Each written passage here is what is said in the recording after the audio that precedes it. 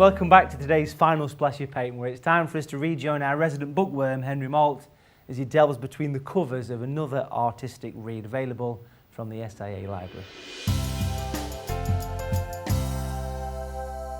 Today's book is Sea and Sky in Oils by Roy Lang. I've actually got a Roy Lang on the wall as well. I love the atmosphere of Roy's paintings. Does this book actually show that? Yes, I mean, it's about the drama.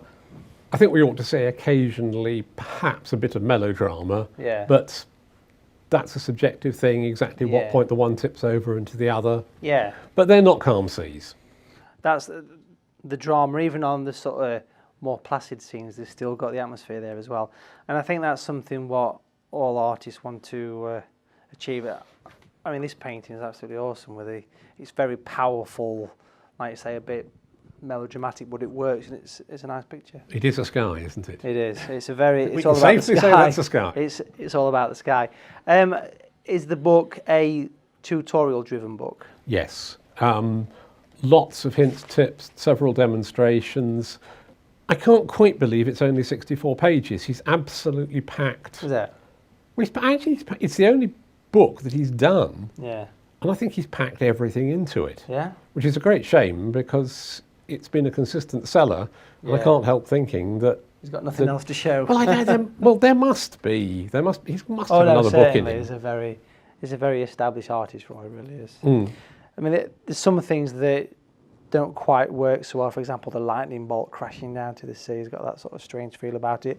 But it does show how to put the light in the water, which is quite important. Yes, and I mean, if you don't like that lightning bolt, then do please feel free to go over and go and do one yourself and see if you can't do better. You know, it's like a lot of things with books. You can learn more about arguing with yourself why the author's wrong than you do just by following the demonstrations like painting by numbers. That's it, absolutely, because you can put your little stamp on it, can't you? Well, you should. Yeah. I mean, in an ideal world, you shouldn't reproduce the painting that you see in the book. Yeah. Having said which, the traditional atelier method of learning painting was to copy the old masters. Yeah. But eventually, you should be able to take something and make it your own. Yeah. Well, eventually, once you've done a few paintings, you start to get your own style and your own points of view, because everybody has their own point of view on what works for a particular picture. And you can add or take away or change or tweak or do whatever you please. So, is it well explained?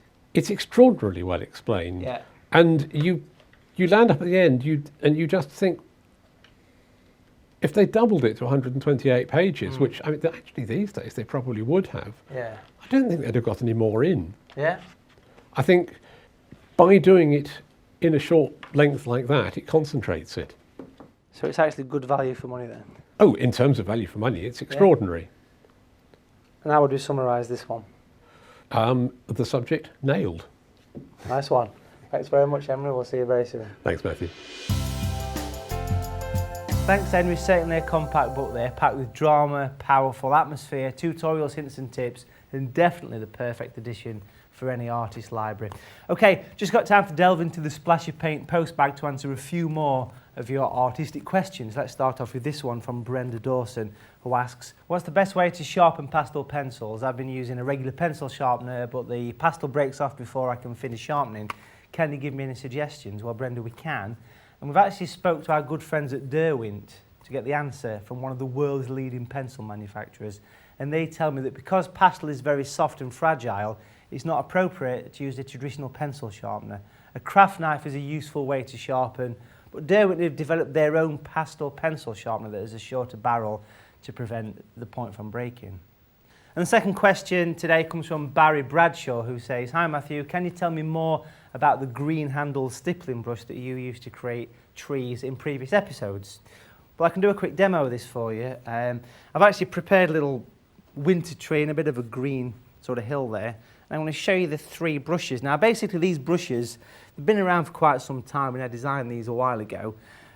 And there's a large, medium, and small one. But basically, these brushes, it might look like an old ragged brush, but it's actually not. It's made from a badger hair and a squirrel mixture. So it's a nice, soft watercolour brush. It can also be used for acrylics and oils as well.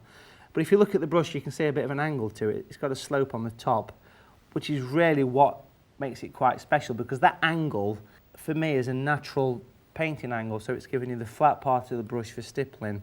And it's also a very random brush, which means every time that you stipple it in the actual mixing area, it changes shape, which is quite important.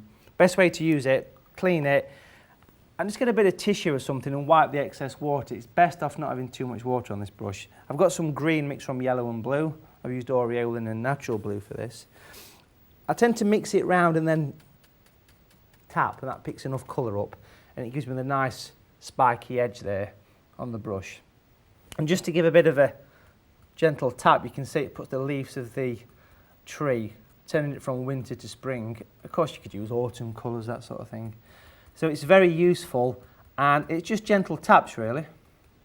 Don't put too much pressure with the leaves there, and you can see how simple that went in. You could also use, for example, the medium tree brush, clean it again, wipe the excess off, use the green, and then I'll put a little bit of a grassy area just at the bottom there. And if you use the brush upside down, I mentioned the long hairs at the bottom. So if I turn the brush upside down so the writing goes to the bottom, that puts the tallest part of the brush at the bottom. You can just gently flick upwards, and you can see how simple it is to put a few little blades of grass on there, and put a few taps at the top to put a few little bits of foliage or something like that.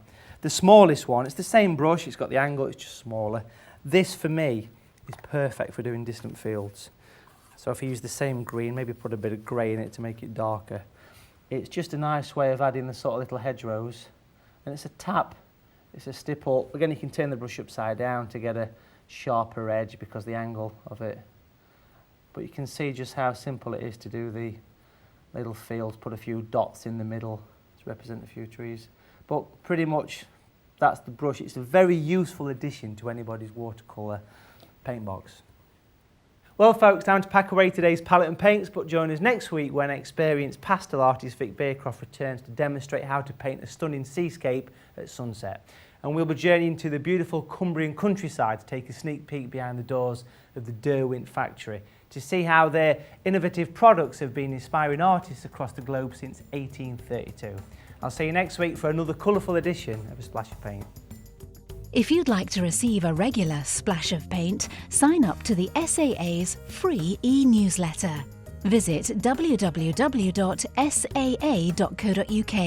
and we'll make sure you get all the latest news, exclusive offers and events delivered direct to your desktop.